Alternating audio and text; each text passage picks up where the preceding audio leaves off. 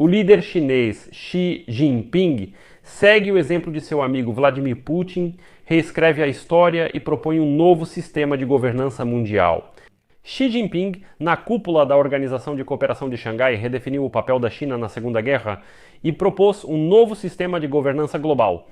O fascínio de Vladimir Putin pela história e seu desejo de usá-la para justificar seus próprios objetivos foi transmitido ao seu amigo Xi Jinping.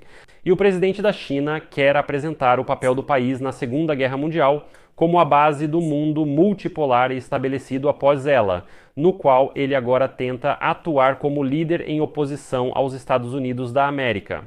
E desta vez saíram da boca de Xi Jinping narrativas bastante perigosas. Sobre o fato de que o Ocidente deve reconhecer seus erros e culpa pela Segunda Guerra Mundial e aceitar que agora a China assume a liderança. A paixão de Putin pela história e seu uso para justificar seu amigo Xi Jinping. Então, na cúpula da Organização de Cooperação de Xangai, Xi Jinping convocou os líderes de mais de 20 países que se reuniram com ele a usarem, junto com a China, sua influência econômica para enfrentar o Ocidente em meio ao aumento das tensões geopolíticas e comerciais. Na verdade, ele pediu a todos os países da Organização de Cooperação de Xangai que declarassem uma guerra fria aos Estados Unidos da América e ao Ocidente em geral, para que todos os participantes da Organização de Cooperação de Xangai ajudassem a China a ocupar o lugar dos Estados Unidos da América. Como afirmou Xi Jinping, é necessário manter um mundo multipolar organizado, no qual a liberdade de comércio seja preservada e também seja construída uma ordem global mais justa e racional. Acontece que a atual não o satisfaz. Na situação em que Donald Trump está destruindo o sistema mundial vigente há cerca de 80 anos, Pequim vê uma oportunidade de revisar a ordem internacional e fortalecer sua autoridade entre os países em desenvolvimento como um líder alternativo aos Estados Unidos. Esse objetivo também é atendido pela correção do papel da China na Segunda Guerra Mundial e pelo estabelecimento do sistema internacional sob a Organização das Nações Unidas após ela. Essa correção também permitirá fortalecer as reivindicações da China sobre Taiwan, que considera seu território. A cúpula da Organização de Cooperação de Xangai foi organizada em dias em que, em Pequim, pela segunda vez em toda a história, comemora-se o aniversário do fim da Segunda Guerra Mundial, com algum grande desfile militar. Lembro que a primeira vez foi em 2015. Então, hoje, Xi Jinping pediu aos outros países que promovam uma visão correta sobre a Segunda Guerra Mundial, insinuando assim que durante todos esses 80 anos, todos nós sabíamos sobre a Segunda Guerra Mundial. Informação distorcida. Mas agora a China vai revelar a verdade para todos nós e Xi Jinping tentou nos revelar isso hoje.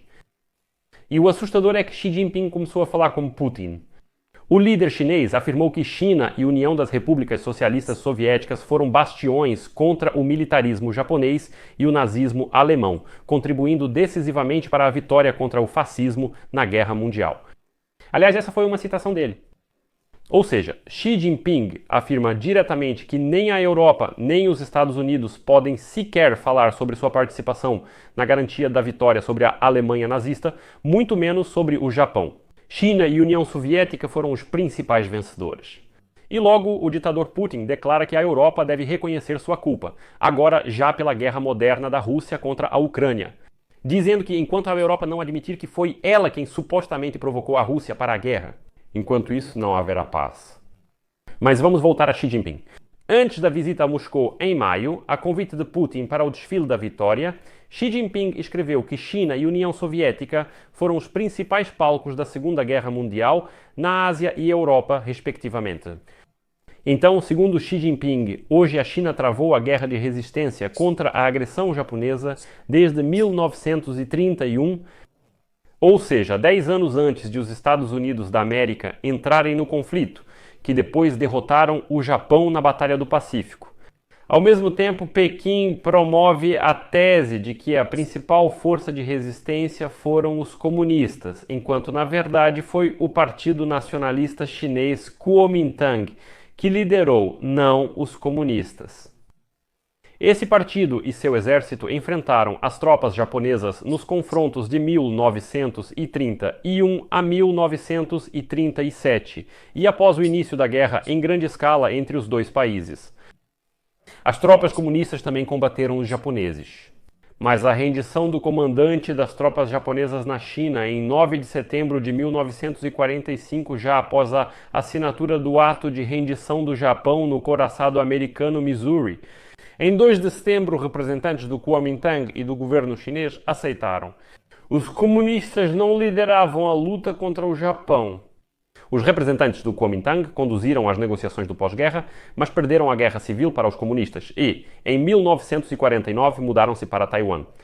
Xi Jinping agora afirma que a Kuomintang nunca existiu.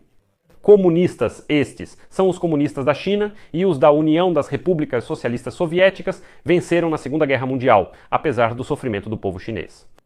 É preciso reconhecer que, no final das contas, foi o confronto entre os Estados Unidos da América e o 41 e 45 que foi decisivo para o fim da guerra.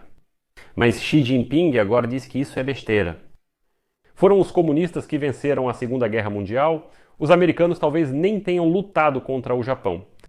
E, na verdade, infelizmente, agora existe um contexto global conveniente para Pequim dizer: "Ei, pessoal, sabem, aqui estamos nós. Somos os fundadores da multipolaridade e agora vamos conduzi-la de forma mais inclusiva." Xi Jinping está promovendo essa mesma mensagem. Mas, por outro lado, esses esforços talvez nem sejam direcionados contra os Estados Unidos da América e o Ocidente, mas sim para o público interno e para os parceiros da China no sul global. É uma boa maneira de mostrar aos membros do partido dentro da China que Xi Jinping e a atual liderança do Comitê Permanente do Politburo são fortes e respeitados em todo o mundo. Ou seja, Xi Jinping realmente age como Putin na Rússia? Bem, e como declarou hoje Xi Jinping, abre aspas, devemos tomar medidas no âmbito da Organização de Cooperação de Xangai para proteger a justiça e a legalidade internacional. Todos os Estados-membros da Organização de Cooperação de Xangai são obrigados a seguir os princípios de justiça e legalidade, participar de forma construtiva nos assuntos internacionais e regionais e defender os interesses comuns do Sul global. Devemos continuar a nos opor firmemente à hegemonia e à política de força. A Rússia já apoia a iniciativa proposta por Xi Jinping para criar um novo sistema de governança global. E Putin respondeu que isso é relevante em um momento em que alguns países ainda não abrem mão da busca pela ditadura nos assuntos internacionais. Bem-vindo do careca Putin, isso até soa engraçado. A tentativa de Pequim de aproveitar o caos criado por Trump para fortalecer sua imagem internacional será prejudicada por uma demonstração tão grande de poder militar no desfile e pelos laços estreitos com Moscou, que está travando uma guerra de conquista contra a Ucrânia. E reescrever histórias, claro, parece muito perigoso. O que você pensa sobre isso? Escreva nos comentários deste episódio, inscreva-se no canal, ative o sininho e não se esqueça de deixar o like. É isso, cuidem-se, até mais.